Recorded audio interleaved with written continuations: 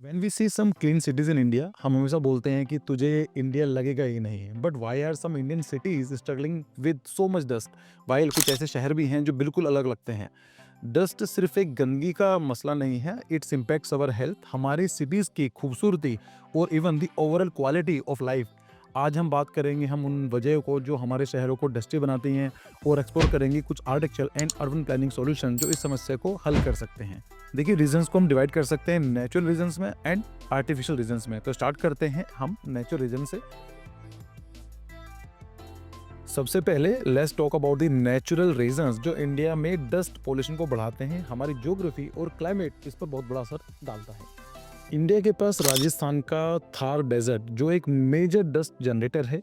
Desert से उठने वाले फाइन साइन पार्टिकल्स हवा के साथ साथ काफ़ी दूर तक ट्रेवल करते हैं। नॉर्थ इंडिया के सिटीज़ जैसे कि दिल्ली, जयपुर, यहाँ तक कि लखनऊ में भी यहाँ पर डस्ट डिपोजिशन बहुत कॉमन है। एग्जाम्पल की बात करें तो 2019 की एक स्टडी के मुताबिक दिल्ली की समर्स एयर में करीब 20% डस्ट थार डेजर्ट की वजह से होती है। यानी यह सिर्फ एक लोकल कंस्ट्रक्शन का इशू नहीं है, ये हमारे नेचुरल रिलोकेशंस का भी एक असर है। इंडिया के कई हिस्से लॉन्ग ड्राई स्पेल फेस करते हैं। इन पीरियड में लूज सोइल और ओपन ग्राउंड से हवा के साथ डस्ट उड़ती है। जब बारिश होती है तो ये प्रॉब्लम टेम्पररी कम हो जाती है, लेकिन गर्मियों में ये वापस बढ़ जाती है। महाराष्ट्र के विदर्भा रीजन में frequently dry spells unpaved road और खुले मैदान को डस्ट हॉटस्पॉट में बदल देते हैं। इंडो गैंगटिक प्लेन और डेक्कन प्लेटू जैसी जगह की लूज सोइल हवा में इजीली उड़ जाती है। अर्बनाइजेशन की वजह से वेजिटेशन की कमी ने इस प्रॉब्लम को और बढ़ा दिया है। एग्जाम्पल की बात करें तो हैदराबाद के आसपास जो डेक्कन प्लेटू से उठने वाली डस्ट पार्टिकल रेगुलरली शहर में फैलती है, जो इसको डस्टी बनाती है। इंडिया में गर्मियों के दौरान वेस्टर्न विंड्स डस्ट स्टॉर्म को लेकर आते हैं। ये storms massive amount of dust cities में लेकर आते हैं। मई 2018 में दिल्ली में एक मेजर डस्ट स्टॉर्म आया था जिसने विजिबिलिटी को 100 मीटर तक रिड्यूस कर दिया था। ये लोकल कंस्ट्रक्शन की वजह से नहीं था, it was carried by the western winds. Natural factor के अलावा मैन मेड एक्टिविटीज़ भी हैं जो हमारे सिटीज़ में डस्ट पॉल्यूशन का बहुत बड़ा कारण है। अर्बन प्लानिंग, कंस्ट्रक्शन प्रैक्टिसेस और ह्यूमन नेग्लिजेंस इस समस्या को और भी कॉम्प्लिकेटेड बनाते हैं। रियल इस्टेट और इंफ्रास्ट्रक्चर डेवलपमेंट के बूम ने कंस्ट्रक्शन साइट को डस्ट पॉल्यूशन के सबसे बड़े सोर्स में बदल दिया है। लूज सोइल, अनकवर्ड सैंड और इम्प्रॉपर वेस्ट डिस्पोजल इस समस्या को और बढ़ाते हैं। गुरुग्राम जो कि अपने स्काईस्क्रेपर्स के लिए जाना जाता है, वहाँ की 25% एयरबोर्न डस्ट कंस्ट्रक्शन साइट से आती है। रिपोर्ट दिखाती है कि ज़्यादातर sites basic dust control measures जैसे पानी का छिड़काव और कवरिंग फॉलो ही नहीं करती हैं। बहुत से इंडियन सिटीज़ में अनपेव्ड रोड और broken pavement major dust sources हैं। जब गाड़ी इन पर चलती हैं तो हवा में फाइन पार्टिकल्स लिफ्ट अप हो जाते हैं। कानपुर और वाराणसी जैसे टियर 2 सिटीज़ में unpaved road contribute to nearly 35% of the airborne dust during the summers. Construction में डस्ट जनरेटिंग मटेरियल जैसे कि फ्लाई एश, लूज सैंड और सीमेंट का इस्तेमाल बहुत ज़्यादा होता है। ये अक्सर खुले में रखे जाते हैं और हवा के साथ मिक्स होकर डस्ट पोल्यूशन बढ़ाते हैं। दिल्ली मेट्रो फेज 3 कंस्ट्रक्शन के दौरान open piles of sand and cement ने रेजिडेंशियल एरियाज में डस्ट पार्टिकल को लगभग 40% तक बढ़ा दिया था।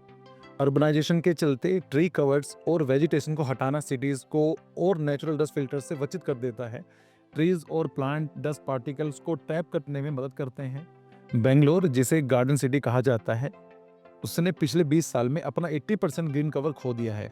इससे व्हाइट फील्ड और कोरामंगला जैसे इलाकों में एयरबोर्न डस्ट सिग्निफिकेंटली बढ़ गया है।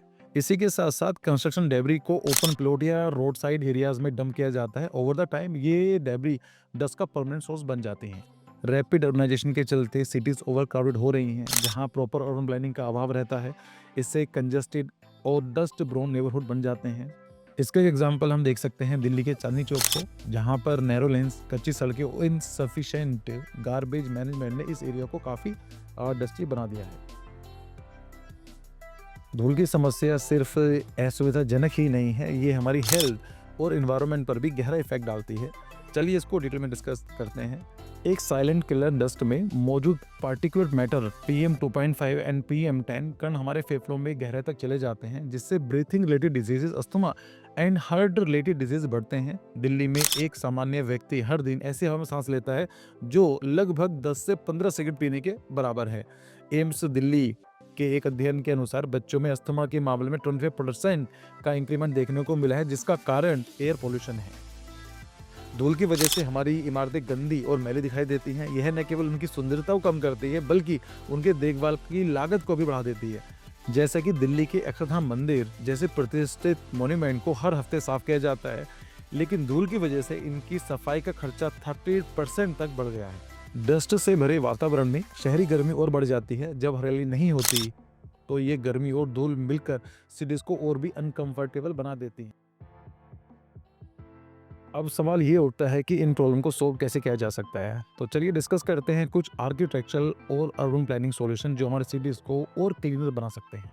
कंस्ट्रक्शन साइट पर पानी का छिड़काव और लूज मटेरियल को कवर करना और प्री फैब्रिकेटेड मटेरियल का यूज करना मैंडेटरी होना चाहिए।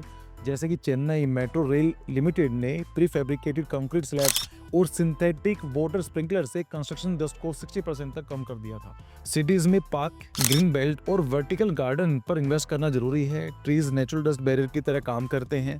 पुणे के अर्बन फॉरेस्ट इनिशिएटिव ने सिटीज को अलग अलग हिस्सों में ग्रीन पॉकेट क्रिएट कर दिए, जिससे डस्ट लेवल में 30% तक की कमी आई।